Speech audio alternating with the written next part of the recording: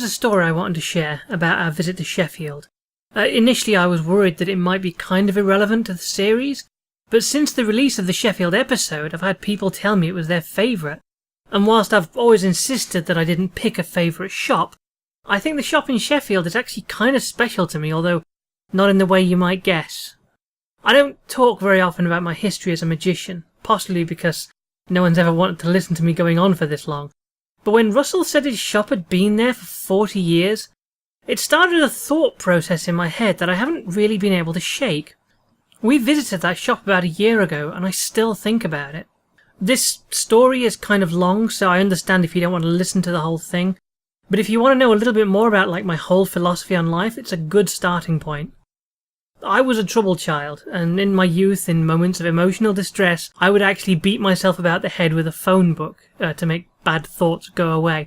That might seem like a joke or part of a joke, but it's actually completely serious, and it's very important to the end of this story. I also swear right at the end, just so you're forewarned.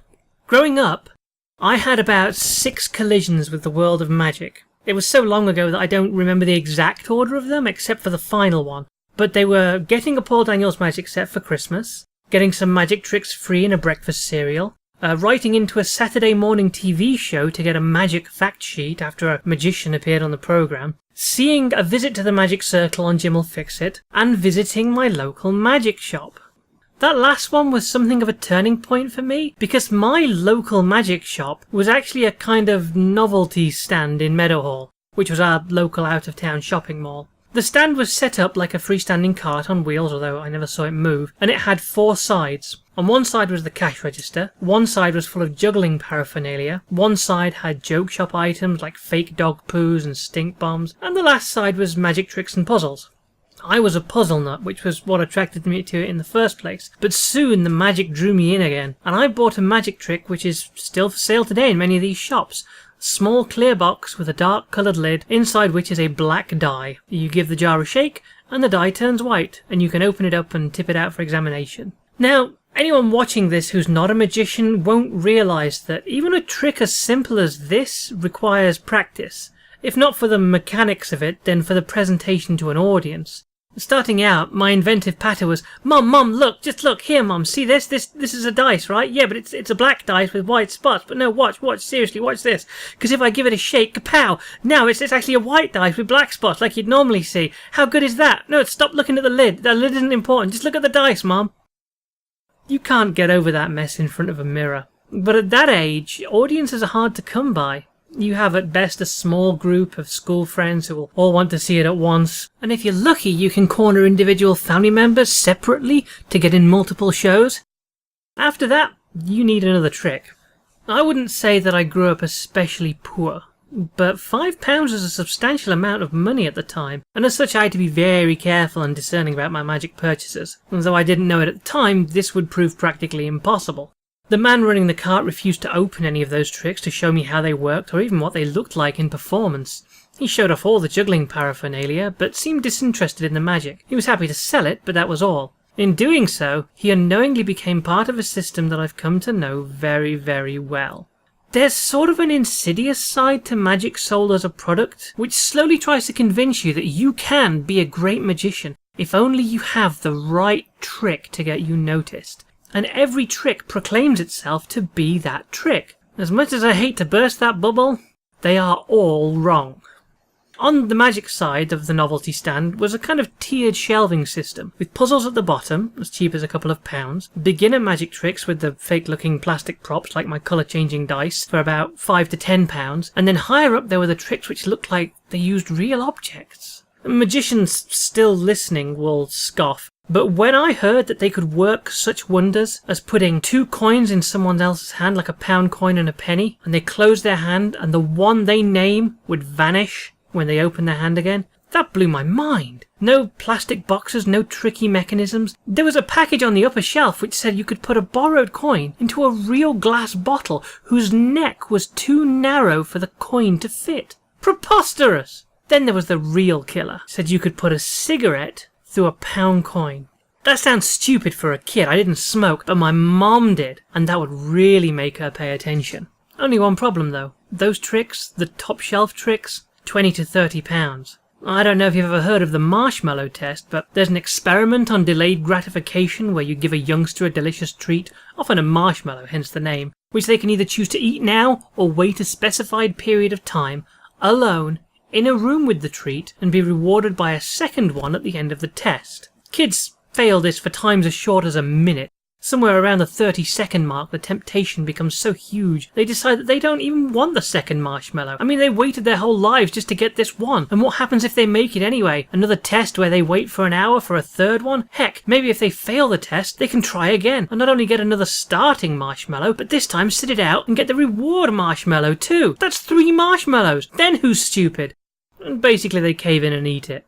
This test has been linked to success in life, as the ability to work hard now for something good later is the basic principle underpinning most of the things civilization deems desirable: physical fitness, career success, healthy finances, and so forth. I guess the reason I mention this is because I know for a fact that I'd have tanked at the marshmallow test. I'd eat it before they'd even finish reading the rules. I had to save up for a month to afford the dice trick. The cigarette through coin trick was going to wipe me out for half a year. I couldn't live like that. So in my head, I concocted a rationale for this decision to just give up. That rationale was that magic was a bourgeois hobby for middle-class scum. Or even upper-class scum. Scum, basically. I mean, no wonder Prince Charles was in the magic circle. He could afford it! It's evident that if you pay £5 you get your crappy plastic trick, if you pay £30 you get your really good awesome trick, if you can afford a few hundred you can get one of those boxes for cutting Debbie McGee in half, and if you can afford a few thousands you can make the Statue of Liberty disappear on a TV special. Why would I want any part of such a system? So fast forward to 2009 and Derren Brown's autobiographical Confessions of a Conjurer is published. I watched Derren on TV, but I found his mind control shows a little weird, and I had no interest in reading his book. I actually bought it for my partner, and she packed it on our winter sun holiday to Tenerife. I know that she'd read his earlier book, Tricks of the Mind, and it was kind of an early Christmas thing. On the first night of the holiday, we both went out on a walk, a really, really long walk. We decided that this would be the holiday on which we booked the trend and came home after 2 weeks healthier than when we left. Except, after getting back from that long walk, my feet were utterly messed up and I spent the next 4 days stretched out on the sofa in the hotel room reading all the books Becky had brought for the trip. In case you haven't read Confessions of a Conjurer, it tells the story of Derren's life in a very non-linear fashion, with each chapter starting with a tiny slice of time from the same night, as he performs a card trick to a couple in a restaurant. If you were to cut out and stick those opening paragraphs together, you'd basically get a description of the entirety of how the trick is done, with manipulation, psychology, misdirection, the whole thing. That book basically showed me that there was another way, a path of hard work, knowledge, practice and patience over the consumption of little plastic boxes. I resolved that that year I would become a great magician. I would learn to perform magic on the cheap, shunning expensive props, and let me tell you, it's been a hell of a ride. It has also cost me a bloody fortune. The bloody fortune punchline is normally how I end that story, when people ask me how I became a magician. But there's a little bit more to it than that. Since reading that book, I've joined 3 magic clubs, I've visited so many conventions I've lost count, and I've made so many magician friends that I can barely name them all. I've become a local authority on certain topics, given lectures to people I used to watch on TV, taught my own handlings of tricks to experts in the craft, and met a good number of my idols, some of whom had already heard of me. How in the hell does an injury on a holiday completely rejig the entire course of a person's life? Over the course of 7 years, magic has consumed me, but I might never have found it at all if it hadn't been for that book, that holiday, that walk, that injury. Can our lives really be so fickle? The trip to Sheffield last year changed all that. See, despite my massive grudge against the magic business, I still enjoyed magic. I stayed up late to watch Penn and Teller and Stuff the White Rabbit. I saw Paul Zenon take magic to the streets and twist the classic plots which I didn't even realise I'd internalised until those expectations I didn't know I had were flipped on their head.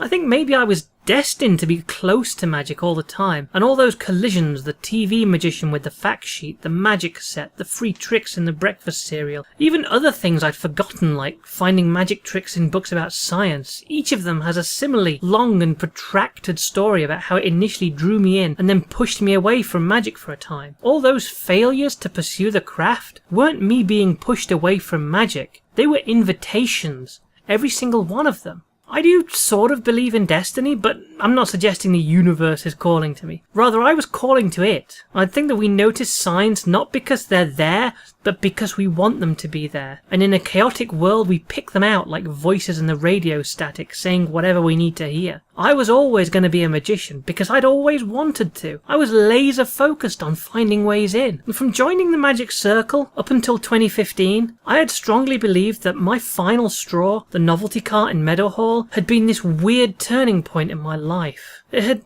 almost been an act of terrorism on my youth. That juggler vending tricks he didn't understand had soured me to the craft with his indifference towards my desire to perform. At that moment, I was ripe to become a star. That the right mentorship would have led me through performance to excellence and onwards to fame and success, but instead, the only person available, my only conduit to the world of magic, was this juggler. What cruel fate. Then it all changed. On the 11th of September 2015, at about midday, Russell told me that his shop had been right there in my hometown, closer than Meadowhall, for literally my entire life. It was there 7 years before I was born. I could have found it. That was my actual conduit. Not a tiny crack guarded by a juggler, but an open door staffed by a skilled performer with strong links to the local magic circle. This blew my mind, and it really drove home to me the importance of these shops. You may even see a change in the way that we approach them going on, a kind of desperation to publicise these places, just like the one that could have saved 12-year-old me, if only I'd known it was there. I just had to find it. This was before Google, of course. What was I to do? If just once, just one time, I had opened that fucking phone book, I can't even imagine what might have been different.